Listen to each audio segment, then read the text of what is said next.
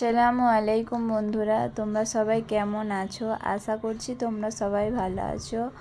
আমরাও খুব ভালো আছি। আজকে তোমাদের সাথে শেয়ার করব আমার সারাদিনের কাজের রুটিন, টুকিটাকি যেই কাজগুলো করে থাকি। তো সকালবেলা উঠেই দেখো, প্রথমে মেয়ের সাথে কিছুক্ষণ গল্প করে নিলাম, তারপরে বিছানাটাকে বসে বসেই গুছিয়ে নিলাম। আজকাল মেয়েটাকে সময় দিলে ছেলেটা দেখি চুপচাপ শোনে, একভাবে তাকিয়ে থাকে মেয়েটার দিকে। আর মাঝে মাঝে এসে জিজ্ঞাসা করে, মা তুমি বুনিকে যেভাবে যেভাবে ওর সাথে কথা বলো, তুমি কি আমার সাথে এরকমভাবে কথা বলতে ছোটোবেলায়? ওকে আমি বোঝাই, তুমি এরকম ছোট ছিলে আর তোমার সাথেও এরকমভাবেই কথা বলতাম।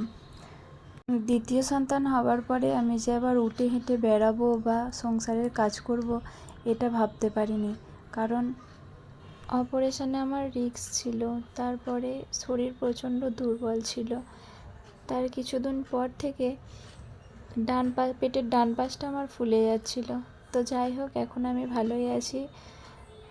সন্তান পেটে থাকতে যেই কষ্টগুলো আমি পেয়েছি, এখন দুটো বাচ্চার মুখ দেখলে আর কষ্টগুলোকে কষ্ট বলে কিছু মনেই হয় না। কিছু বছর আগে আমি খেলা করতাম আমার বোনেদের সাথে খেলনা নিয়ে, আর এখন ছেলে মেয়েদের সাথে খেলতে হয় খেলনা নিয়ে। তবে আমার গর্ব লাগে যে আমি দুটো সন্তানের মা। বিয়ে করে যখন আমি প্রথম উজ্জয়িনীতে আসি, তখন একা একা লাগতো, কারণ সকালবেলা আমাকে রেখে চলে যেত মিনাজের পাপা দোকানে। তো এখন আর একা লাগে না। যাই হোক, তোমাদের সাথে গল্প করতে করতে আমার অনেক কাজ হয়ে গেল।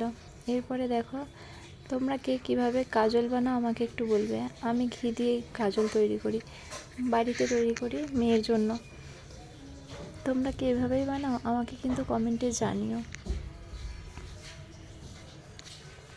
আমি এইভাবে কাজল বানানো আমার নানির কাছ থেকে শিখেছি। তোমরা কে কীভাবে বানাও আমাকে বলবে কমেন্টে। দেখো, আমার কাজল বানানো রেডি হয়ে গেছে।